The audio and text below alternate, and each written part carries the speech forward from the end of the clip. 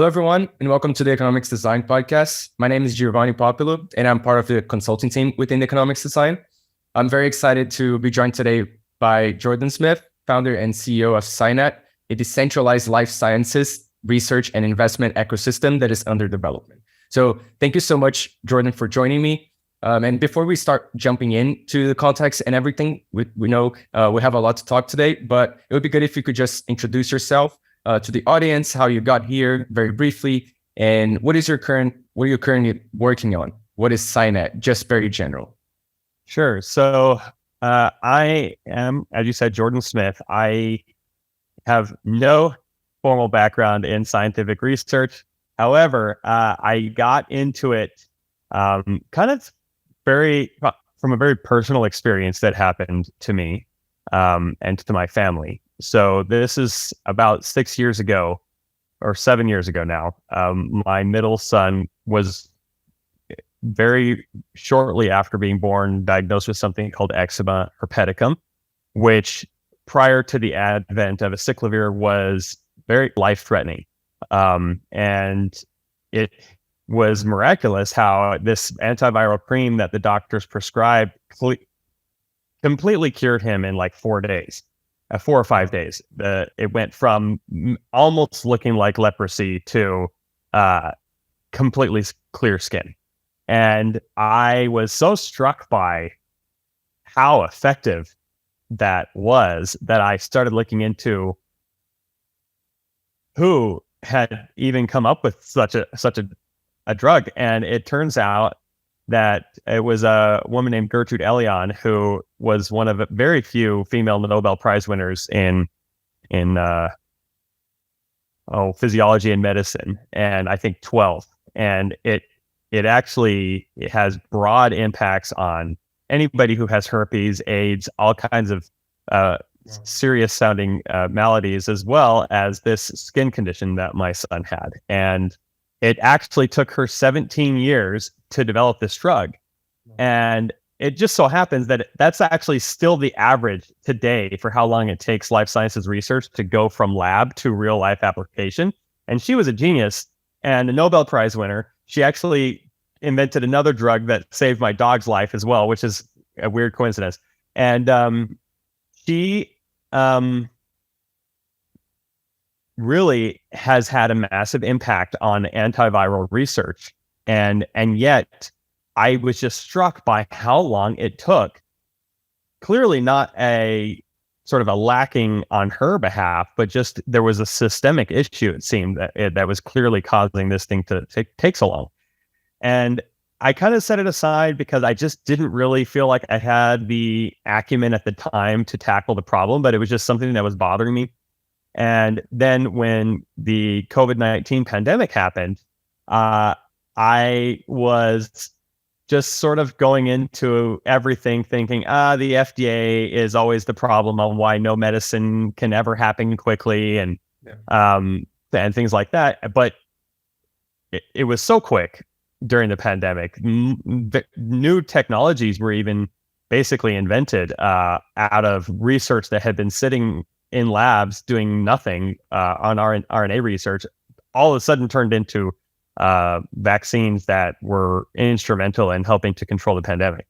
And not only that, but then a slew of antivirals and diagnostics and all kinds of new things cropped up. So I knew that it didn't have to be slow. And that just meant that there were some maybe this is an oversimplification, but essentially just like logistics things that need to be adjusted in order for life sciences research to happen on a much faster scale.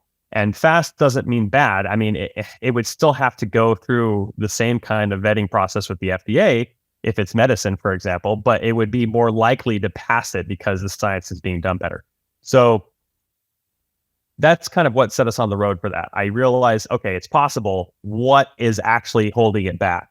And we did a bunch of research in a field that I later learned already existed called meta science, which is essentially the study of how science gets done, and found, in fact, 18 underlying factors that contribute to this overall delay. And we think it should happen in months, not decades. And that's what we're trying to accomplish. So the first thing, just to sum up, you asked what we're working on right now, is trying to tackle basically the heart of where the research has to start, which is with funding, unfortunately. And so since that's where most research starts, that's where we're starting as well. And we're building a funding platform for life sciences researchers to propose scientific research projects that have rigorous underlying science, positive world impact, and strong commercial potential for an industry application of some kind. Doesn't have to be medicine. It can be anything in life sciences research. And then backers, regular people who might go on Robinhood, can go in there. They can support the projects by helping to fund them and receive various kinds of tokenized assets in return, starting with a tokenized right to royalties that arise from the science. That makes a lot of sense. And I think it's interesting because, as you mentioned, your son had something that wasn't common. And then that's probably the reason why we didn't have focus on it, or we didn't have the political people like looking at it and helping it, because it just didn't have too much demand.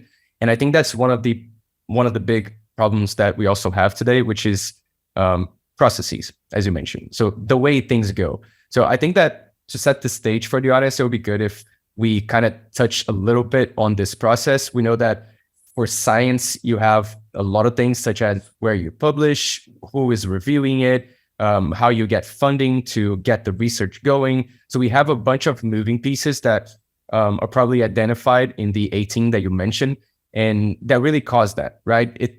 Of course, it's a much deeper topic when we talk about it, because we do have limited funds. We have a bunch of things to research, and so how do we filter that?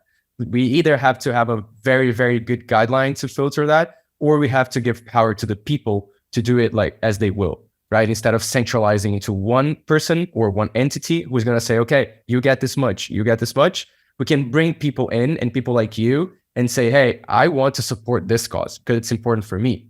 And then maybe it's not for government, or it's not going to get votes for people who are donating it to these causes. But for you, that's important. And maybe a couple of people or a group of people like you can make that happen. And from 17 years, maybe we come up to a couple of months, as you mentioned, right? So yeah. What are these processes? How do you see this? Well, I recently wrote an article on this topic of obligatory grant reliance and the effect it has on scientific research. And the point of the article is not really to denigrate the grant system. I think that it will always have a place and will always be important. And it's just a fact that the vast majority of scientific research that has come about in the United States is a result of the grant funding, even the things that are so wonderful. So it's great that that has happened, but it seems like the system that was put in place to facilitate and accelerate scientific research, in our case, specifically life sciences research, has also become its greatest blocker for some reason. And there are a few things that are salient for me when you were talking about like how the science is chosen and who gets the funding and things like that. One is there's a review board, and these people are experts, and they are smart, and they are, I have no doubt that they're sincere in their work. The issue is there's been a number of studies that have shown that the way the funding is distributed has some deficiencies. One is, we know that in interdisciplinary research, where multiple fields of science are brought to bear on a single research frontier, has massive improvements in the quality and the speed and the accuracy and just the success of that research. I have the research study, and I think what it said is, for every new field brought to bear on a specific research frontier, there's a 20% increase in the efficiency of that research. And one great example of this that I like to talk about a lot is there's a lab at UCLA that does research on quantum biology. And I had never even heard of quantum biology before I met these people, but it's run by somebody who is a a quantum physicist who has no background in biology, but then there's many biologists there as well.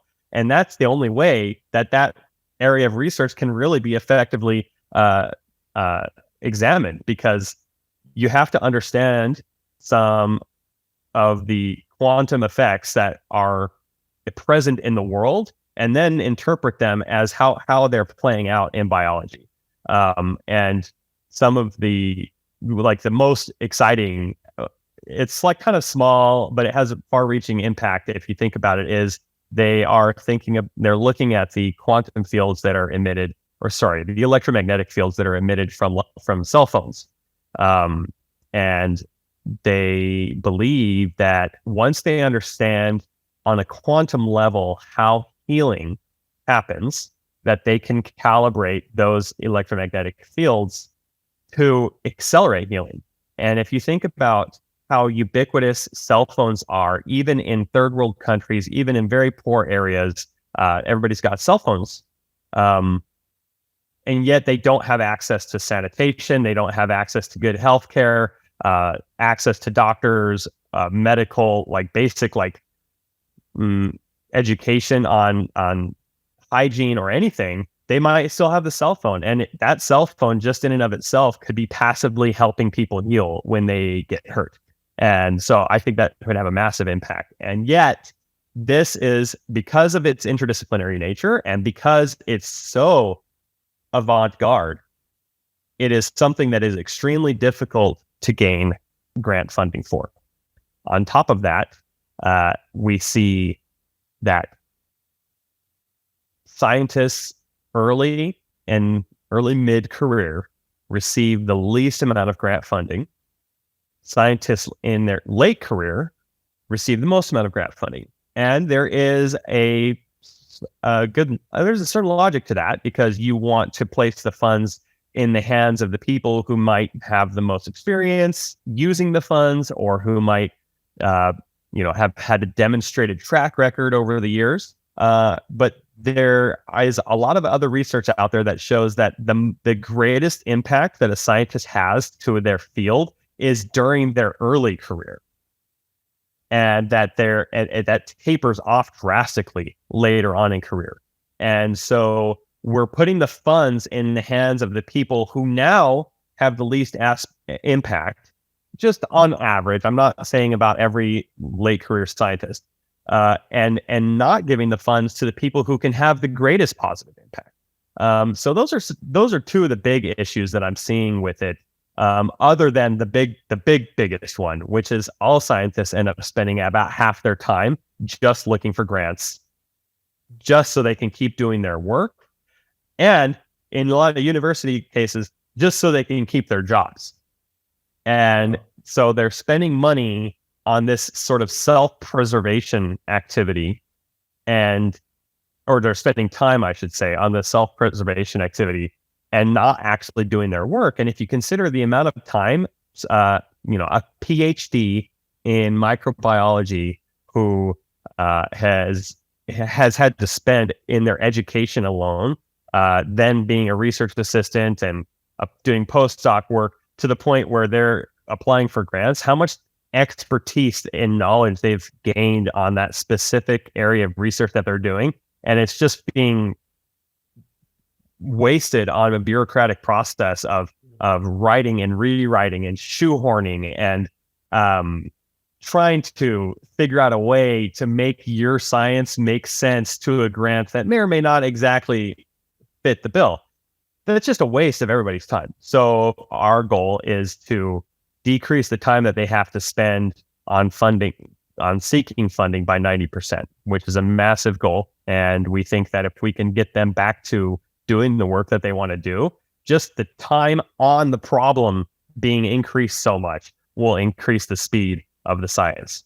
Not to say that they can't go spend time getting grants as well if they want to, but we want to present a viable alternative as well.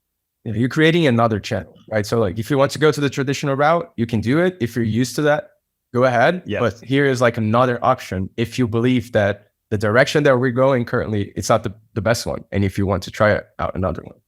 Yeah. And the thing is if you open up that pipeline a little bit, so that the grant applications are not so massive in comparison to the amount of funds that are available, then there's not so much rejection. There's not so much wasted time here, because the NSF and the NIH in the US are the biggest funders of life sciences research, but they only approve in the low 20% of all of the grant applications that they receive per year. So we're essentially freeing up the whole system to not be so bogged down with all of the proposals that are going to be coming through there. They're not going to receive as many proposals. They're not going to have to go through as many proposals. They'll be able to spend more time on each proposal that they do have, because they know that they don't have 10,000 more behind them. They might only have 4 or 3, or who knows. And so the quality of the review will be able to improve on the grant side simply by providing this alternative. Not only that, but by providing the alternative, more people will get funded for the work. That makes sense. That makes a lot of sense. And I think when we think about processes and how things work, I think we have a lot to improve.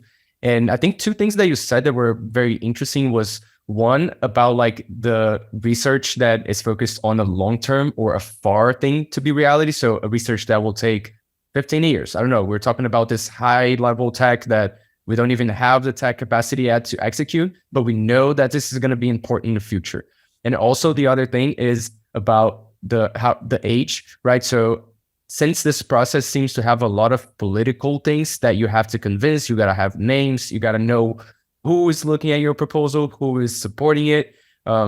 This probably weighs a lot into these more experienced people. And when we think of incentives, it doesn't really make sense, because if you're a scientist and that's generalizing, of course, it's not for every case, but if you're a scientist that already had 30 years of experience and you have a bunch of science research that was published and it was successful, your incentives to keep trying hard and to find new things and to push very hard are much lower than someone who is starting, someone who is passionate and still has to prove itself to the field, right? What do you think? Fact, you're right. In addition to that, there is a disincentive for them to do that, because pushing research frontiers in your late career, when you have success already, is a risk. And so there is that hanging over a lot of scientists' heads about what if I find something that contradicts what I previously published, or should I even bother trying to push the envelope here? I've already got a life's work. And on top of that, and it's like, that's a normal human response. It's not something that's only scientists deal with this. And I'm not denigrating scientists by any means. It's just a normal response that they have to contend with. And we're just trying to figure out ways to remove that disincentive so that it doesn't cause a problem with the science. And on top of that, late career scientists, they have been shown to cite older work much more. And older work is often perfectly valid. It's the work that they were familiar with during their training in their early career. But it's also true that the older work often is, to some extent, been I really don't like saying debunked, but there may be new research that maybe corrects some things or provides a new insight into a problem that was not known in the older work, that they're not aware of, that they don't cite, that the younger scientists do, because it's more sort of current to their life. So that's another reason why this problem happens. And then on top of that, it's publishing. It seems kind of like a reverse issue, but the more publications you have, the more likely you are to get grant funding. And again, there is logic to this, because if you've published, that's kind of an indication that you have been able to take grant funding and turn it into something that resulted in a new contribution to the field. And the publication is the evidence of that new contribution. So that in and of itself is not a real problem, but what it has created is a very commonly experienced pressure that probably all scientists feel, which is publish or perish. And this publish or perish pressure is basically a perverse incentive to just churn out anything that you possibly can, and often republish the same results in different contexts, and often publish things that the publish or perish perverse incentive also causes an incentive to exaggerate the impact of a discovery. It caters to the fact that most of the big high impact journals really only want high impact publications.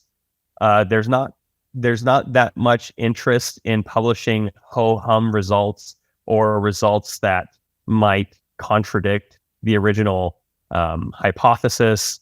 The scientists don't really like often publishing results that contradict their original hypothesis, even though they often really all understand that whatever they've discovered is valuable, and even being proven wrong is in many cases just as valuable as being proven right.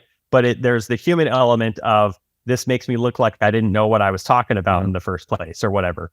And in fact, the most vaunted, most hyped publications out there that happen, the ones that make it out of the science journals and into even popular publications, end up being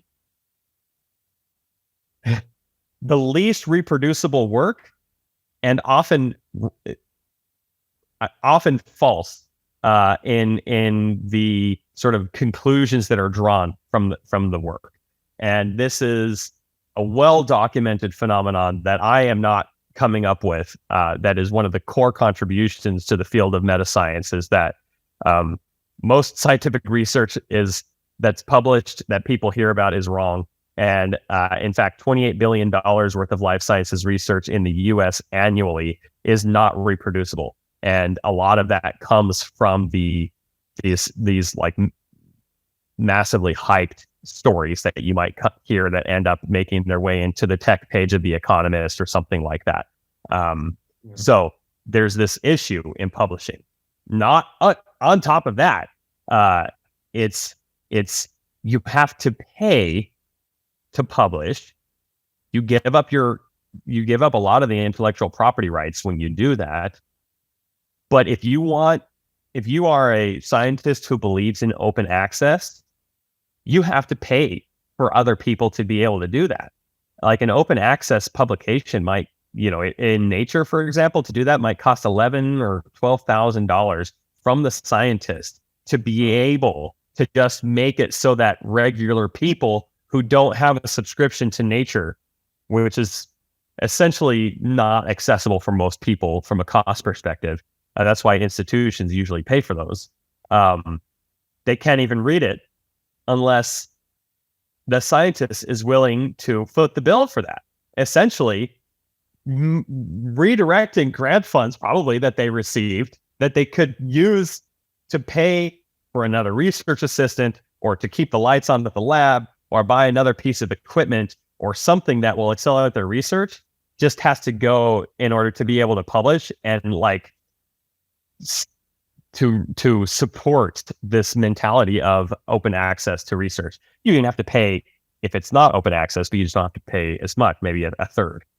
There's also politicization that we talked about in publishing as well. There's issues with access, which I just addressed. And then there's this issue with editorial self-publishing. So not to say that the work that the editors themselves publish isn't good or valid, but across the board, there's been quite a bit of analysis done on how what the volume of publications is that are coming from editors or people who are on like the board who determine what gets published. There's a lot of that. A very heavy weight of that is coming from them themselves. And so that is just seems maybe a conflict of interest at best. At worst, who knows? And on top of that, most journals do not require full data sets to publish. And there is a scientist and an editor of what is the name of his publication? It's going to be Molecular Brain, and his name is Tsuyoshi Miyakawa. And he had I would consider it to be a landmark paper called No Raw Data, No Science, Another Possible Source of the Reproducibility Crisis. And essentially, he's saying when there's no raw data provided to the publications, then the people who are vetting that, they basically, it just basically has to sound right. It has to sound plausible because they have no other way of really vetting it, unless that person happens to be an expert in that exact field and would be able to authoritatively say, I think you're lying. They have no other way of vetting it because most of them do not require raw data. And even if they did, the publications probably don't have the appetite to sift through all that. So that's a whole other issue that causes lack of reproducibility. And we know that reproducibility is like the key to whether or not the science can make it out of the theoretical stage and into like a real world application stage. So that was a long rant. Yeah, no, but that's great. I think it touches on exactly where we're trying to go. And I think we start identifying a bunch of incentives that are structured in the wrong way, right? So we talk about where can you publish? Who controls that? Who says the yes and no?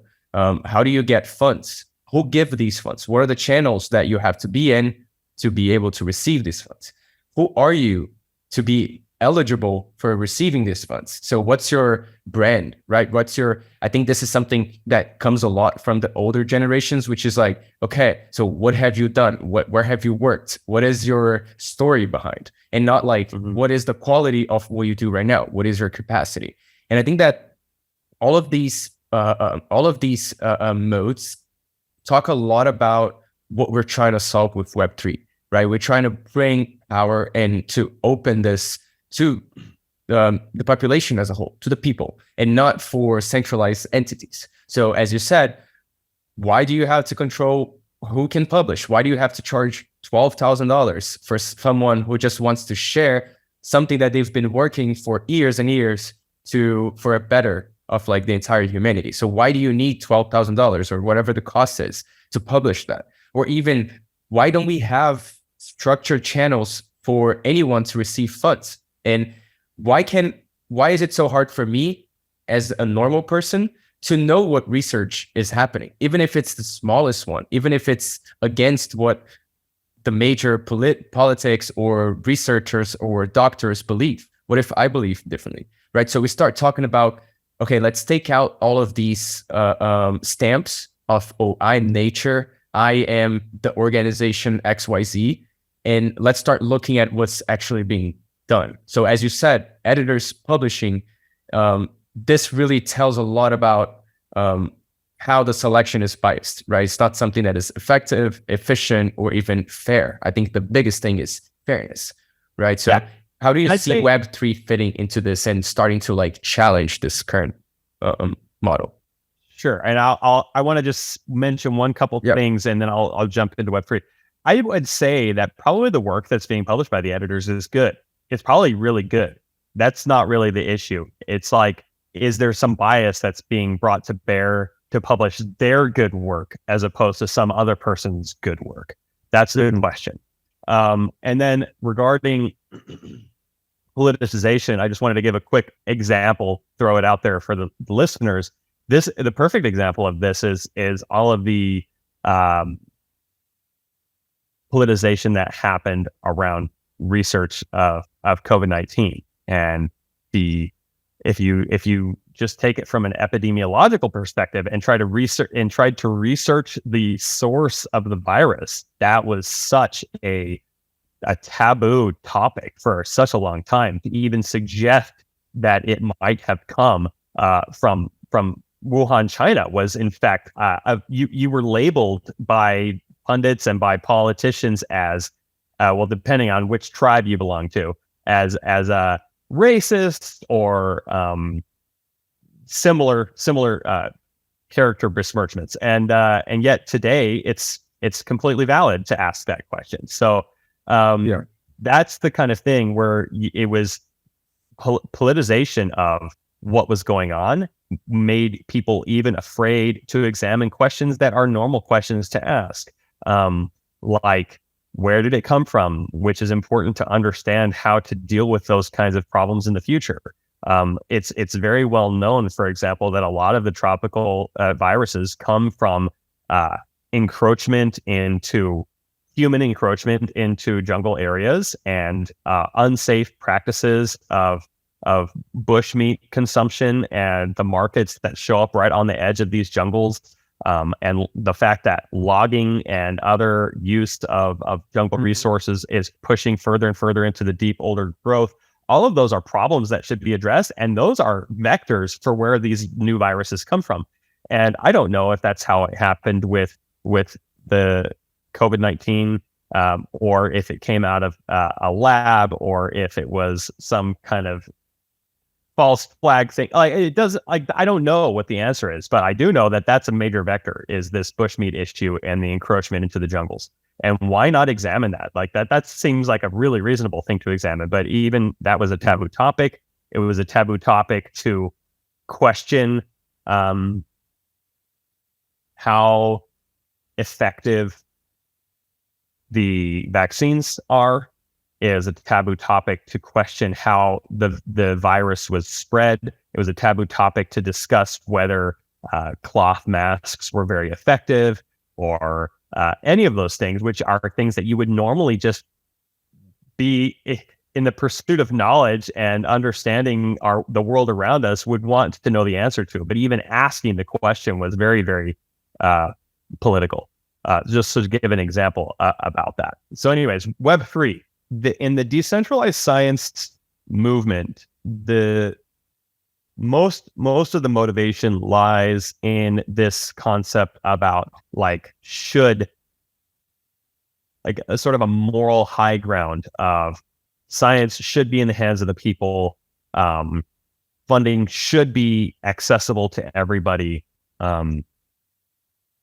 Publishing should not operate how it does now. And basically it's a massive application of typical blockchain and Web3 decentralized mentality to science. Let's take out the middlemen, all of that stuff. For us, I guess I can say that I'm willing to tip my hat at that. But for us, it is much more a matter of Web3 technology and systems and decentralized organizations, I believe, have the greatest ability to narrow this gap of how long it takes science to get into the hands of real world users.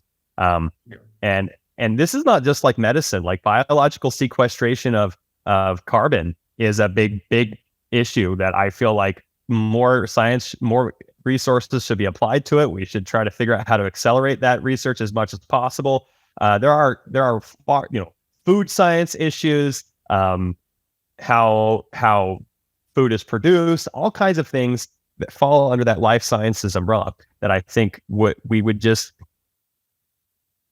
I want the second half of my life, or the third of my life, I guess, to be a world where I live in what my brain thinks of as the future right now.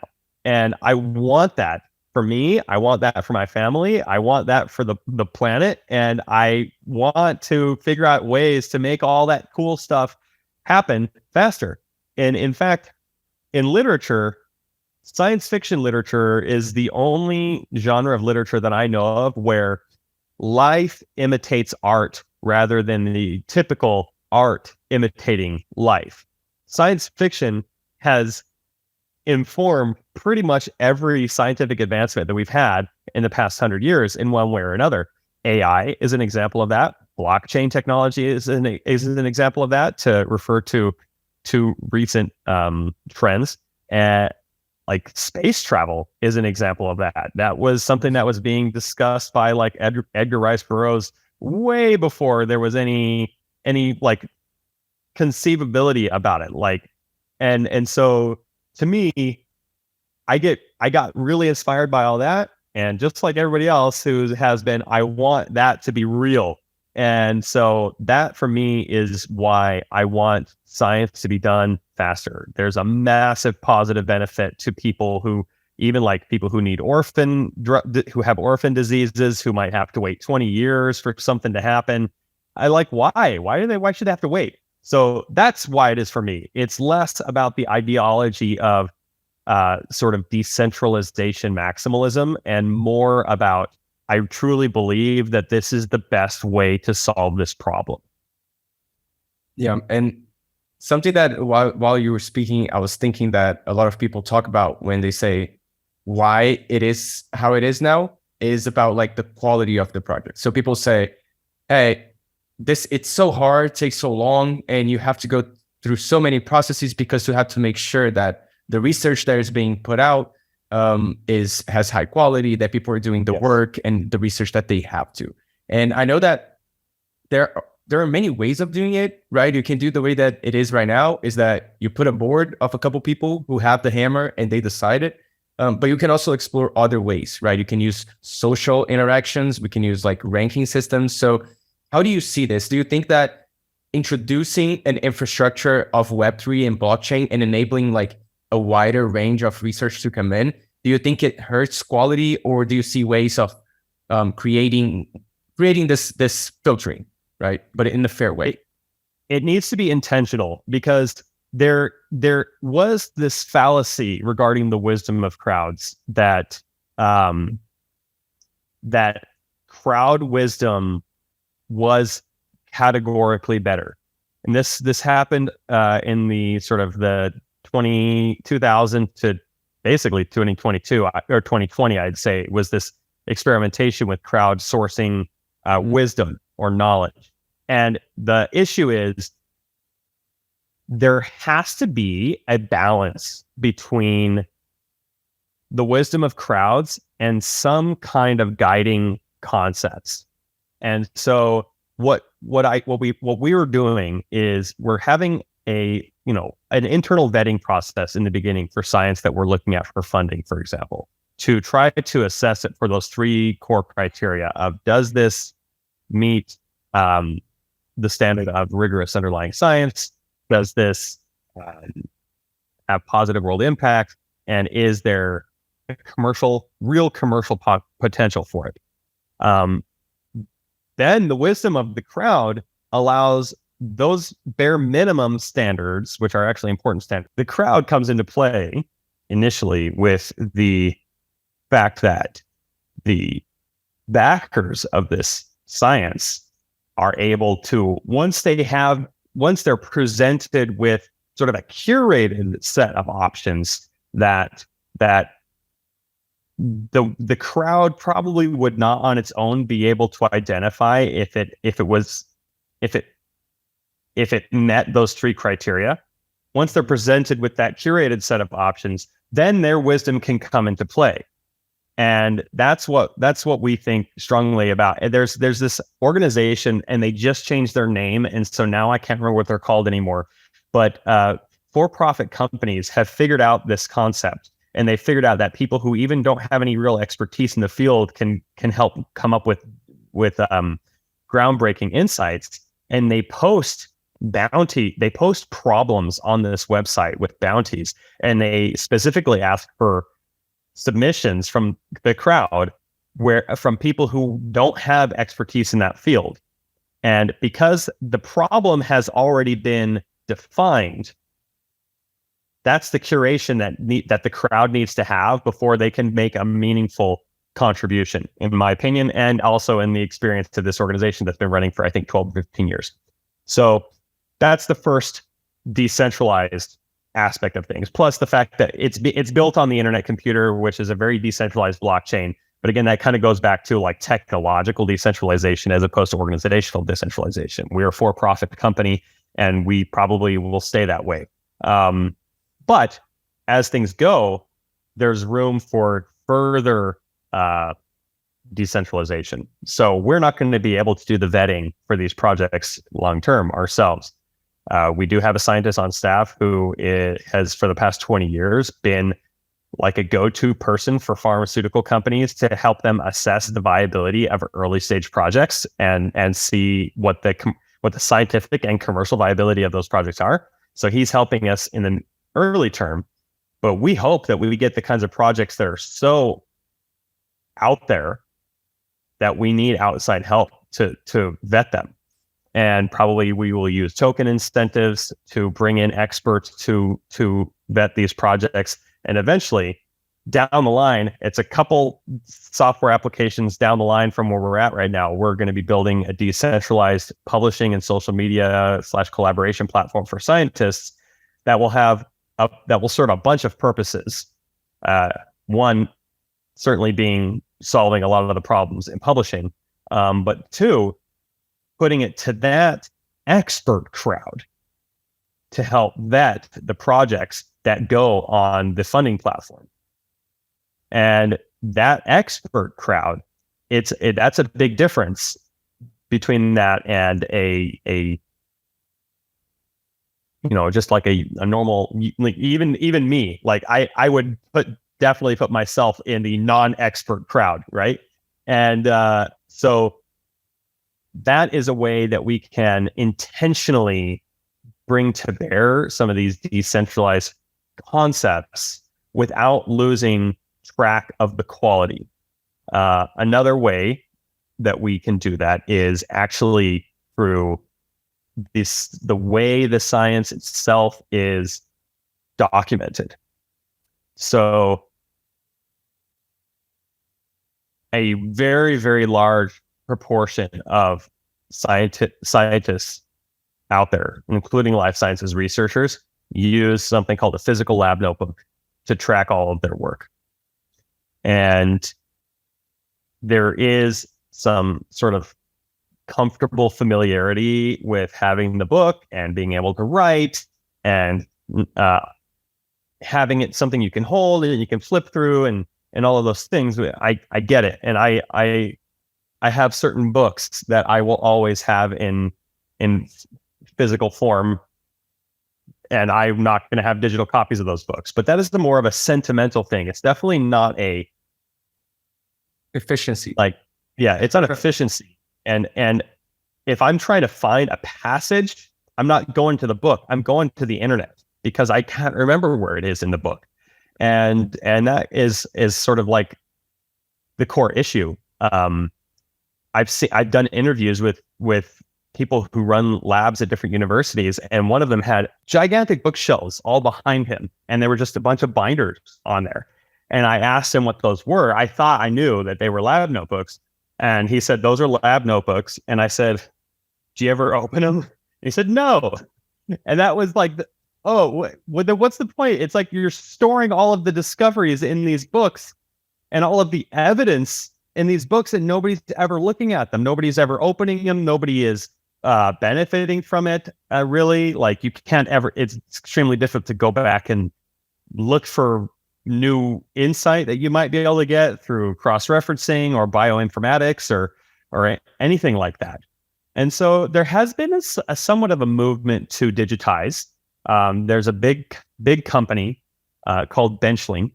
They're a centralized digital lab where they do a lot of things. They've got a lot of bioinformatics tools and also a lab notebook. And it's solving part of the problem for sure. However, we've done a lot of interviews with people who have used it. And one of the most funny ones that I've heard was it made me want to stab my eyes out with pipettes when they put it in our lab. And so, but there are people who like it as well. The big issue there is it's a centralized system. So you have none of the value that is just typically vaunted by a blockchain proponents of having all of that data on chain. It's mutable. It is not secure, not in the same ways anyways. It's difficult to track and attribute along down the road, how it evolved and how, who was involved in that process over the long term. And then there's also just the general sort of UX UI problems that company is having. And so what we want to do, and we think that this is one of the core problems in reproducibility. And we think that if we can make a product that people love to use, independent of whether it's like blockchain is not even the issue for the users, right? Most of them are not even going to care. That's like us saying the product's going to be great because it's stored on Amazon Web Services. It doesn't matter. Or like trying to convince people to use Gmail, and it's so great because it uses IMAP. It's like it doesn't mean anything.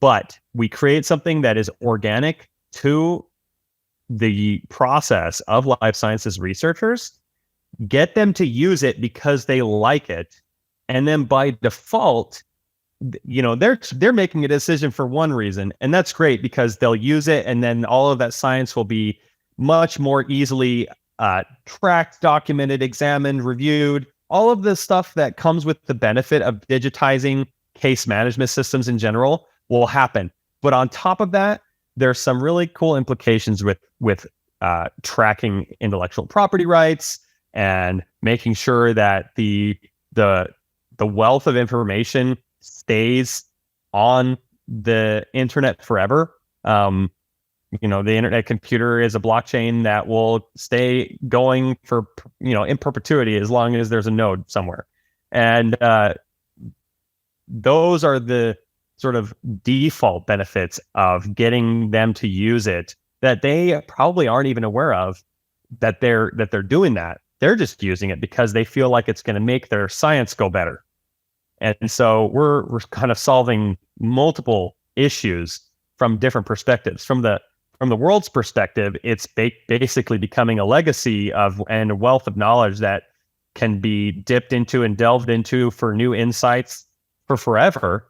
And from the scientist's perspective, it's going to make it easier for them to do their work.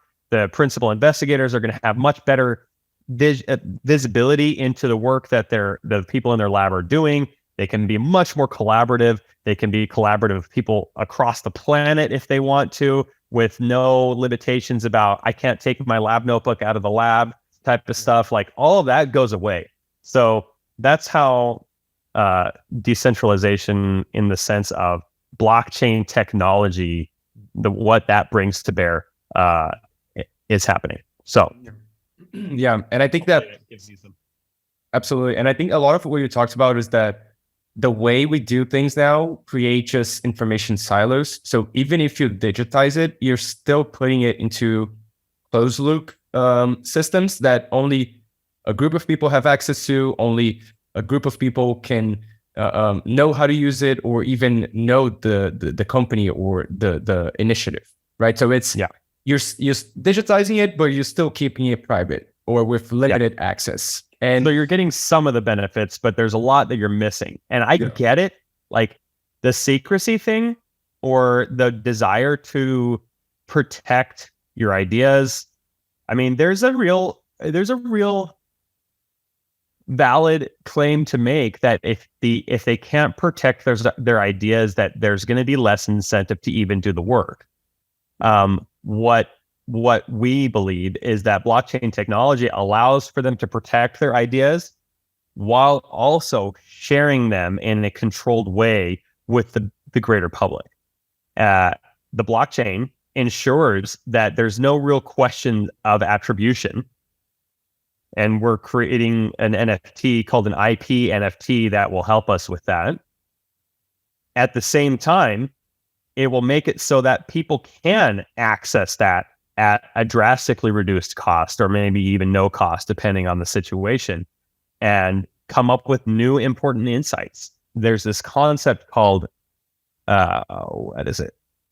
Compute to data that was created by an organization called, why am I forgetting this all of a sudden? Ocean Protocol. And Ocean Protocol has this interesting way of helping people who have data sets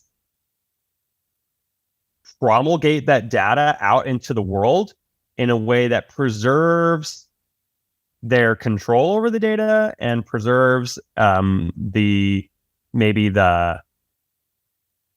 intellectual property aspects of, like, not wanting to just give everything away for free, or not wanting to allow non-attributed work to arise out of it, while at the same time making it available to others to query that data and come up with new insights.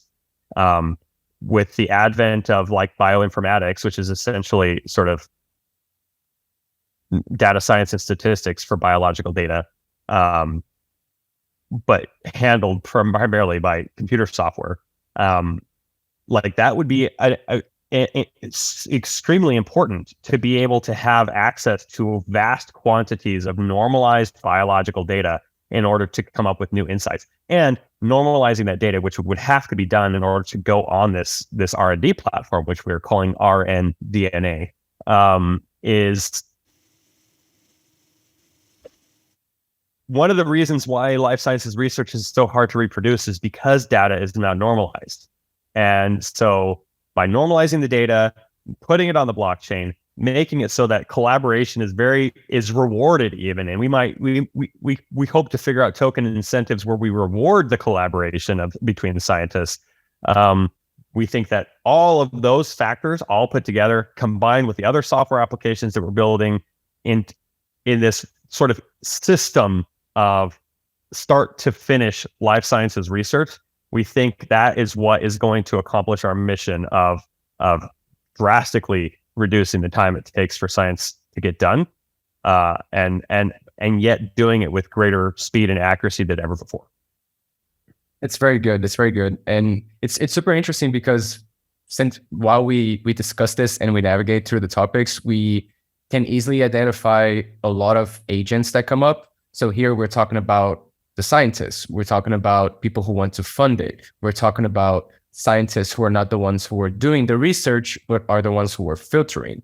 We also have, at the end of the day, people who want to have financial benefit from it. So they're basically investors. And even farther from today, where you said you envision something like a social media, a social experience kind of thing. And then you bring people who are scientists who are trying to network, or companies who are trying to find people to hire or to invite to collaborate in their own research. So there are a lot of agents that come in and that start appearing. And we can go on for hours talking about incentives that can be created. And these incentives can be financial, they can be non-financial. And a lot of what you're talking about is non-financial, which is the very beautiful part that I think of DeSci, which is we're trying to improve processes. And that's what the blockchain is. As you said, we don't even have to mention blockchain. If scientists are there and they see all of the research there, they see the tracking, they see how easy it is to get funding, to judge other people's work, to do peer review, you don't even need to mention NFT. You don't even need to mention blockchain. The solution talks for itself. So I think that it raises a lot of questions, and I would love to bring you here again to talk about these different agents and the different incentives that we can think of, and even dive a little bit more into like the technical aspects of what are you thinking for Scinet. But I would like to leave it a couple of minutes just for you to say your last words, if you want to share a little bit of what are the next steps for Scinet, how far this is from being even a reality, or when the market can see this. So for Scinet, it's interesting that you talk about like the financial versus non-financial incentives. We strongly believe that economic incentives run the world, and that it's sort of a spinning of our wheels to try to convince the world to do things altruistically. People who are going to work altruistically are gonna, and people who don't have the tendency to are really only going to if there is an incentive. And that's like the core concept of economic design, right? Is to generate token incentives or other kinds of incentives to get people to behave in the way that you want them to behave. Exactly. And what we want is for scientists to behave in a way that makes the science happen way faster. And for the sort of connecting systems that interact with the sciences to behave in a way that makes science happen way faster. And so for us, it's all about figuring out how to pull different levers of incentives in order to maybe slightly paternalistically guide how science is done in a way that we think is going to be the best outcome for the science. Not like, oh, we want this science to be successful and this science to not be successful, but get the science done. What is going to lead to the scientific research actually getting done?